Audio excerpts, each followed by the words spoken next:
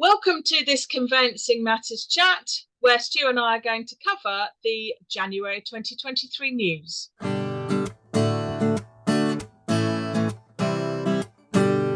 Welcome to Conveyancing Matters with Lorraine and Stu. Join us for a chat about all things property. So, Stu, welcome. The first Conveyancing Matters news of 2023, January 2023. How are you doing, mate?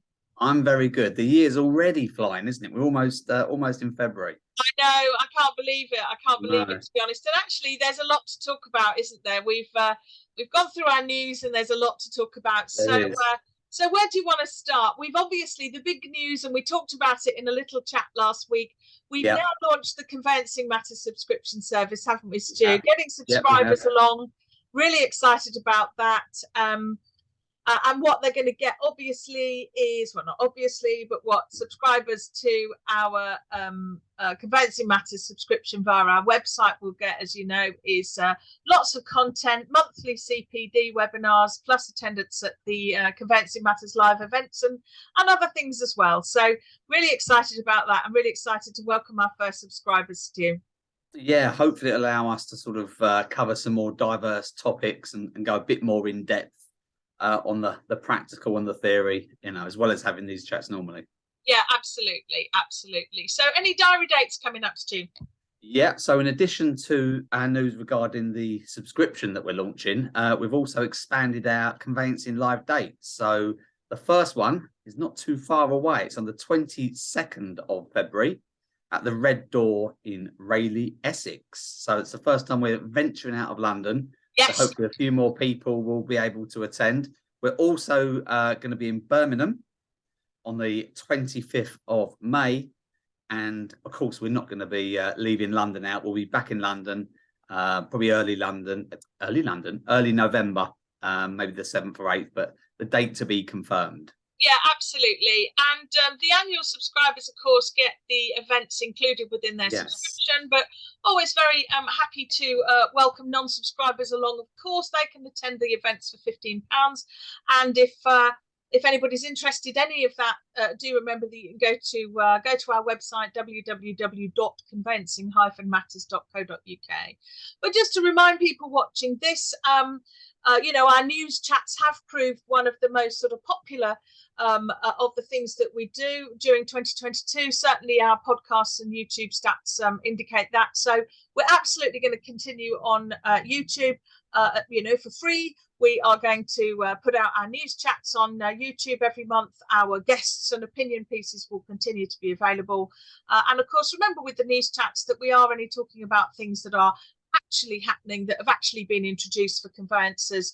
I think conveyancers have got far too much to think about, haven't they, Stu, to think about what might be happening. So what we have always wanted to do is focus on things that affect conveyancers, the day that they watch the chat. So hopefully that we'll continue to do that.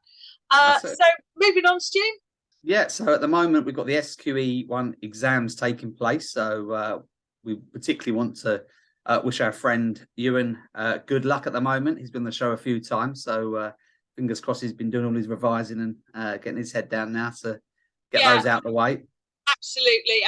So good luck to anybody who's doing or has done those. And as you say, lovely Ewan. We'll get him back on to let us know how he got on. But so jumping into the news, the main news itself, then, Stu. Well, we really can't ignore the fact, of course, that the big one. The big one, one of the big ones, the new fire safety regulations came into force in England. The Fire Safety (England) regulations 2022, which of course implement the majority of the terrible Grenfell Tower inquiry recommendations, and they came into force on Monday, the 23rd of January. And they are going to be of much broader application to conveyancers than just building safety and cladding. It's worth pointing out to the fire safety regulations are a much broader, have much broader scope than just cladded buildings. And there are new requirements for responsible persons of mid and high-rise block flats. So anything above 11 metres has got certain requirements, and 18 metres, the high-rise is even more. and the idea is to sort of provide information to fire and rescue services to assist them with operational planning, and to provide additional safety measures, and to provide a lot more information, literally on the ground to flat owners and those in the buildings affected themselves. Certainly, Stu, there I saw on social media actually a couple of very useful LinkedIn posts from a gentleman whose name I probably should have noted down, actually, essentially to say that the general state of readiness of the fire services themselves to sort of receive this information from responsible persons in high-rise buildings was pretty patchy. I think London Fire Brigade's portal for this wasn't up and running when it should have been, and when it was up and running, there were no privacy notices, no T&Cs, no nothing else. So I really wanted to sort of, it's important that we flag it to our conveyancing colleagues. I'm absolutely, in terms of leasehold matters, Stu, it's certainly going to have more effect than perhaps we think, just in terms of the additional requirements imposed on us, and how far should our investigation and reporting obligations go. And this is the key point, isn't it? I don't think anybody's sort of disagreeing with the onus that should be there, and the importance of the fire risk regulations, but it's how it affects us and what we do. That's the key, isn't it? That's the key, and I think there's far too much to talk about on a news chat, Stu. So again, people might be interested to know that we're definitely going to cover this in very soon in one of our monthly webinars on the subscription channel. So that's where we'll talk about it in more detail. Definitely. And definitely. Moving on, Stu. Well, yeah, and again, I suppose it leads us into another hot topic, hot potato, whatever you want to call it, the Building Safety Act 2022. What can we say? There's lots of already been written about this, and I think the problem is the uncertainty, isn't it? And the lack of, I suppose, precedent in terms of what banks are going to accept. So the Part 2 requirements,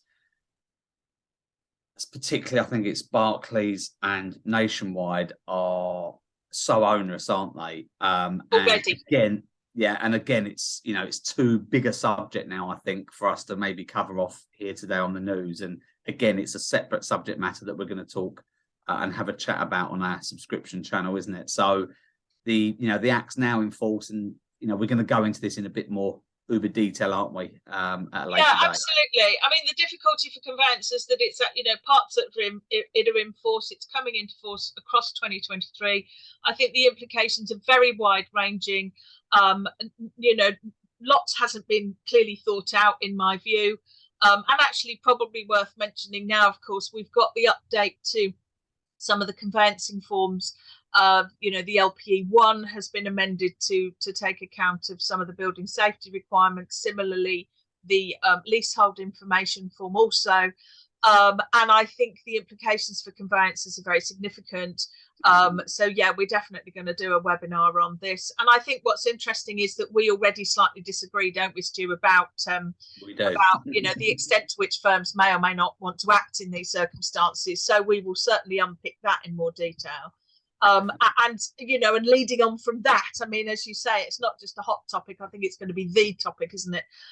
Because we have also read, haven't we, that lenders might lend are sort of saying they might lend on cladded buildings, and Barclays, HSBC, Lloyds, Nationwide, NatWest, Santander, they've all sort of said they might. They've come out with some warm words, but as you and I often say, I think this is the problem, though, isn't it? It's the lack of or the uncertainty as to what they might not.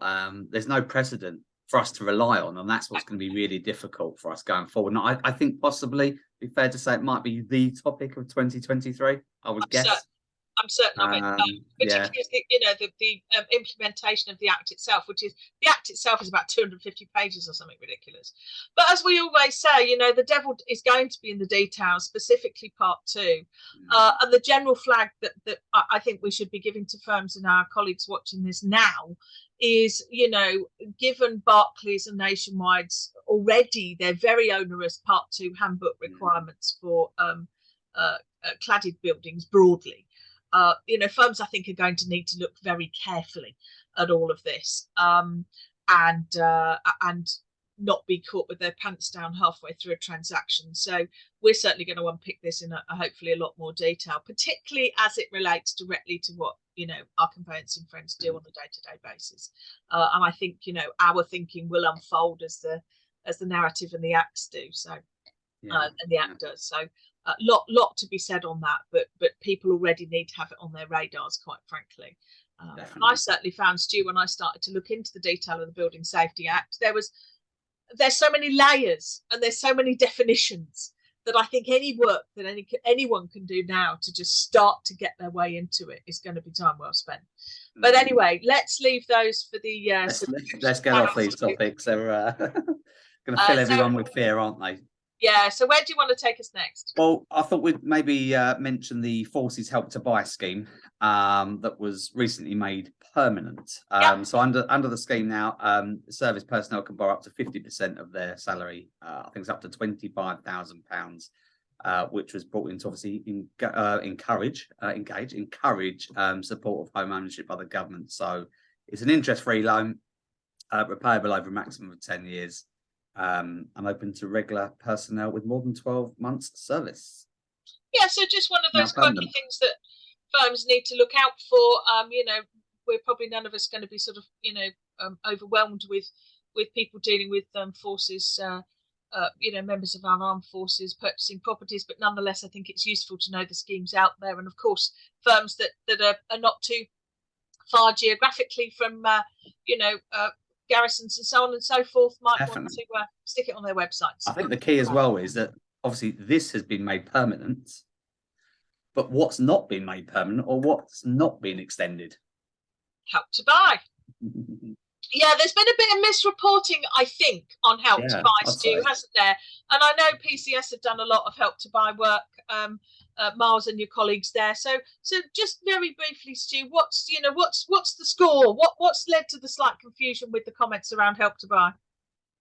I'm not sure where the confusion lies, if I'm honest, because it's always been sort of fairly set in stone that it's finishing. I think maybe the downturn in the market maybe led a few people to potentially think that the government might be interested in extending it. But no, the 31st of March is the deadline.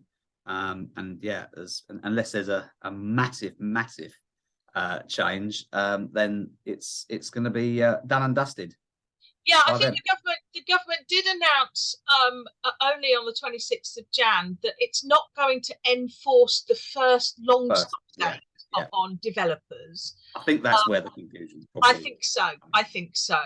Provided that homes have reached practical completion by the 17th of March. But so I think that there's been perhaps a little bit of sort of misreading of some detail there by people in the press. So you know the date by which this scheme ends remains the 31st of March 2023, but the first long stop date imposed on developers, which was going to be, I think, somewhere end of December or whatever, has effectively the government said, well, we can ignore that, because lots of developers apparently contacted the government and said we're not going to have the homes finished in time. So the government said, fair enough, we'll disregard that, and they're not going to enforce that first long stop date, providing they've reached practical completion by the 17th of March. So there we go. So moving on, Stu, something that's close to the heart of, I think, all law firms these days, and we've always said that we're very much not into sort of kicking firms for the sake of it. There's very much, I think we both feel as cold-faced conveyancers there, but for the grace of God, go all of us. But I don't think we can do a news chat without mentioning an AML fine that the SRA has recently imposed, and it's sort of made the headlines in some of the legal press, because actually it's one of the first cases where the SRA's increased fining powers have been used. So a law firm agreed to publication of the firm's of the SRA's judgment, paid 1,300 quid's worth of costs and picked up a financial penalty of 2k, 20,000 rather. But I think the point about it is actually the sort of somewhat of the public shame really of the SRA publishing. And I hasten to add, I'm not gossiping here, taken from the SRA's public document. You'll be amazed when you read those two. The firm didn't have an AML, a firm-wide practice risk assessment. the firm-wide risk assessment hadn't sort of sufficiently considered the legal sector affinity group guidance. One of the partners hadn't received AML training on the money laundering regs. The money laundering reporting officer hadn't had any additional training to support them in their role. There were monies being received from third parties that weren't being checked. No client or matter risk assessments. I mean, the list was much, much longer than that. But so I do think firms have just got to they've got to have AML right at the front and forefront of their minds all the time. This is relatively recent, that the case has only recently been reported. That must be a very unusual case. So I would suggest that 99% of firms that would not apply to, probably a much higher percentage than that. I don't think the percentage of compliant firms would be nearly as high as you would think. You reckon? I do. I'm afraid, yeah, I do. So I think firms really ought to be trying to get their house in order. But one of the things, again, one of the things we've done, Stu, isn't it? We've over the last couple of years, we've put out quite a lot of, I think, quite detailed and helpful sort of technical content on some areas. And AML is certainly one of the things that we've done. And what we've decided to do is sort of take that off the YouTube channel and make that available now to our subscribers. So again, if you were, if you're interested in anything that Stu and I have said before on AML issues, then by all means go to the website. So with sort of crime and money in mind, Stu, where are you taking us next? Yeah, so the proceeds of crime threshold, I think it was the 5th of January 2023, earlier this year, the threshold amount actually increased, didn't it, from 250 to £1,000. So yeah, something to note for your records. Yeah, absolutely. So firms should know about it. Your MLRO and your accounts team should know about it. Well, I mentioned the updated sort of leasehold forms, Stu, but again, moving on, we've also had the Law Society have updated the good old TA13, the good old completion information and undertakings, and they've added some extra bits and bobs and client references and bits and bobs. And personally, one of my absolute bugbears is that in addition to asking the seller to, the buyer asking the seller to confirm that the keys would be handed over, they've added in, reference to the fact that electronic devices, passcodes and alarm codes should be handed over, which I accept is of absolute significance to a home buyer. I'm not diminishing the importance of it, but I simply get very concerned that, that's yet another little tiny bit of mission creep that by definition, conveyancers are going to get involved in. I don't want inquiries about passcodes, alarm codes and electronic devices. And, can I open my curtains with a remote control, and can I open the garage front door, and, what's the Wi-Fi, and goodness knows what else. I'm just not interested. I just don't think it's something that should be, affecting the sort of pre-completion. I think it's a great idea. I think it's a great idea. I'm fed up with people asking me about the alarm code and stuff like that. Yeah, if you're asking about the keys, we might as well ask about the alarm code. Well, I just don't get it. But anyway, but I think my bugbear apart, Stu, as you well know, the biggest sort of difference in process that the amends to the TA13 have introduced, which firms are going to need, lots of firms are doing anyway, is the TA13 now asks the seller's conveyancer to confirm that the signed transfer is actually attached to the replies to TA13 or will be supplied before completion. And frankly, Stu, this I think is an absolute recognition by the Law Society, and good on them, I've got to say, for this. I'm not into passcodes and electronic devices, but good on them for this, because unfortunately I think this just reflects the shoddy way that a lot of conveyancing is taking place these days, and the fact that, even 5 years ago, Stu, we knew that a conveyancer on completion would send us the data transfer on the day. It was never an issue, was it? You might have to chase about lots of things, but the transfer was never one of them, was it? No, I completely agree with you. I suppose, it's a reminder to us all. Is it potentially circumnavigating the problem coming up? And you can't argue that, that's wrong. But yeah, is it something that we need? I don't know. I think it's a difficult one because there are a lot of occasions whereby you don't get the transfer now. You're right. 5 years ago, it virtually never happened. Did it go missing in the post from time to time? You're talking one in 1,000 kind of thing, but it is more regular now. Whatever way we want to put it, it is much more. It is a more common occurrence. So I suppose, is it there to protect firms? Yeah, probably is, isn't it? So on the balance of everything, is it needed? Probably. And is it a good idea? It probably is. Yeah, I think so. I've got to say, I think so. Well, moving on, Stu, tiny one. People that are keen on the land registry like me, the land reg introduced, well, when the pandemic hit in March 2020, the land registry introduced sort of lots of changes to its processes very quickly. They then sort of put all of those changes and bits and bobs into Land Registry Practice Guide 80, which is information for conveyancers. Basically, what they've done now, in case anybody's looking for it, they have now withdrawn Practice Guide 80, and to the extent that there was anything left in it that was now a permanent change to the Land Registry practice, they've just sort of dissipated into all of the relevant practice guides. So if anybody is poking around looking for Practice Guide 80, because it was quite a useful little reminder, that's now gone. It's now been withdrawn. Yeah. Talking about the land registry. Seamless and professional, Stu. Seamless and professional, mate. I know, seamless.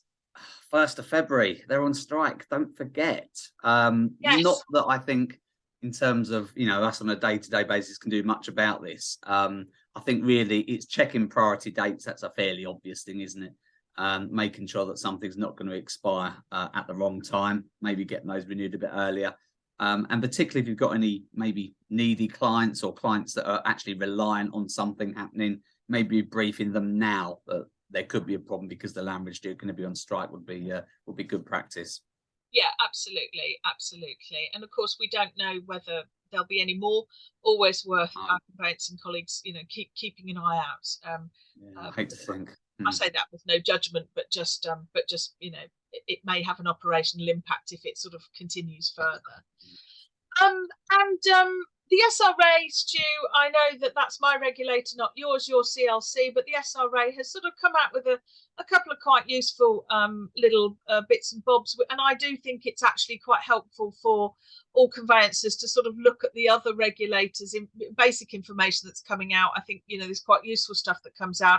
So, for example, the SRA has introduced recently released some sanctions guidance, which I think is very helpful. They've also brought up cryptocurrency, and they've put that, particularly in relation to AML issues, on their Q&A page. And we've already decided, Stu, haven't we, that again cryptocurrency will be another topic that we will discuss as a webinar affecting conveyancing. Another big one in the subscription service. And they have already met, and the SRA, and I think the SRA and the CLC seem to be a little bit different here, because the SRA, Stu, have said, yes, we're going to be checking firms' websites for compliance with the transparency rules, the rules that require us to put our fees on our websites. And I suspect that the SRA is doing that because it's finding that SRA regulated firms aren't complying. So they are making quite a thing of that. And they've already, fined 3 firms for not complying with the transparency rules. And one of them, did get a fine of 3,500. But you're finding that the CLC's got is yeah. Well, I was surprised when we brought this up earlier, because my experience with the CLC is that this is a fairly hot topic for them, and something that they kind of were looking at virtually straight away.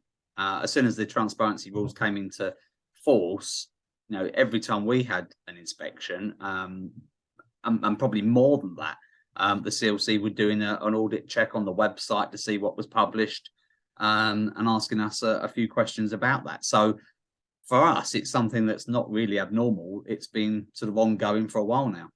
Yeah, I mean, maybe I don't know. But I have to admit though, having looked at other websites in particular, and looking at somebody acting, the detail that should be there, I have to admit, with other firms, maybe was lacking. So I suppose this is why.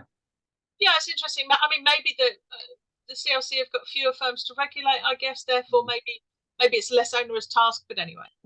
So, and then just lastly, Stu, to mention just there has been a recent case on Japanese knotweed, good old knotweed. It's becoming more of a hot topic and a bane for conveyancers. I think it's crept onto the PIF. There's lots about it now in the Law Society's guidance on the PIF. So again, just to flag that there's a case, but again, the sort of detailed implications for conveyancers we will cover in a subscription webinar. So thanks very much for that, Stu. Really hope that's quite a news-packed January already.